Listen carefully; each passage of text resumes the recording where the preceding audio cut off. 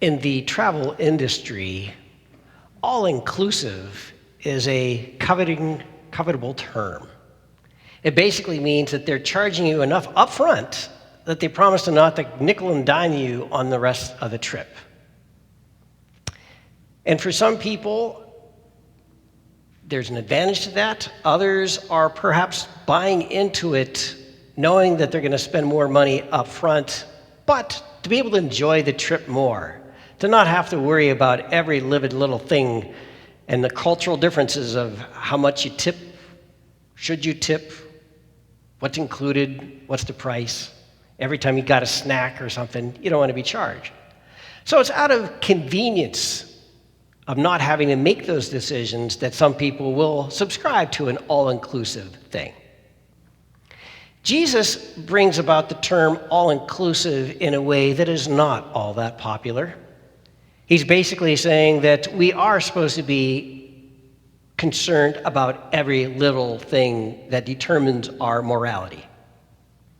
And that is something that we as human beings struggle with, because we are born to set priorities. We are challenged to take a look at the bigger picture and recognize that we can't have our cake and eat it too.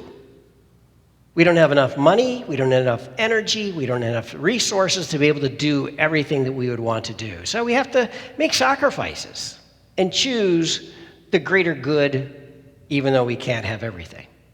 So we're used to that. It's ingrained in our human nature.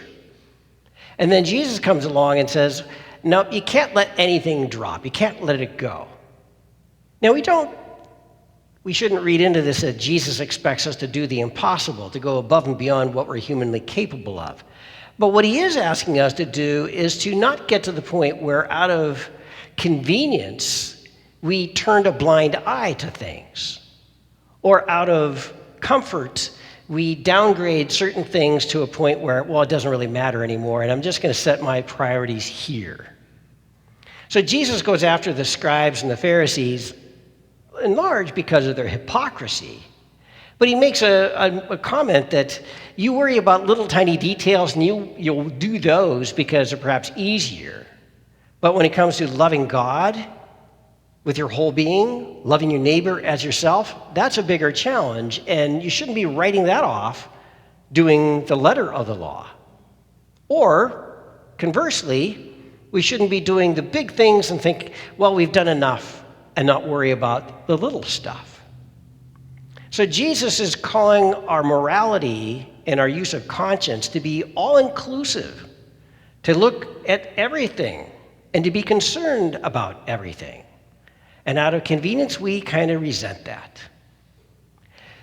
We have to realize the danger that occurs when we are not willing to live in tension, not willing to consider the fact that we live in an imperfect world. We're going to try to do our best, but we shouldn't sell off or disregard things that matter, even if they seem to be mattering less.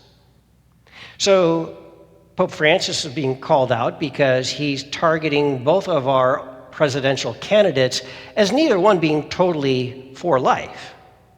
And you don't have to be a rocket scientist to go look at the ads and look at the stuff and realize, yeah, both of them got some issues.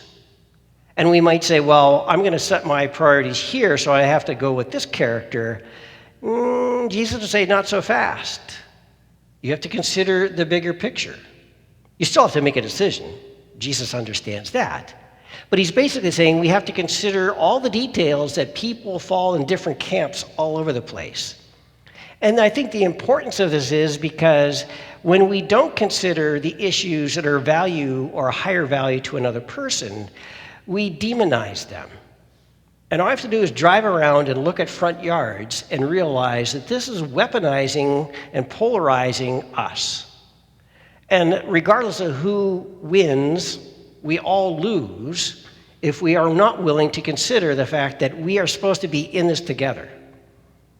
We're supposed to be all-inclusive of all our different priorities, all our different opinions. And Jesus would recognize that we face a huge challenge as mortal beings. But he also calls us to be children of God, which means that he expects us to use our hearts, our gift of consciousness, to care for situations that we may not even be able to control. It is when we have an unconditional love for one another that maybe we'll be able to survive the differences that we have in our culture. So if we want to have an all-inclusive ride in heaven, we might have practiced some better all-inclusive morality here and now.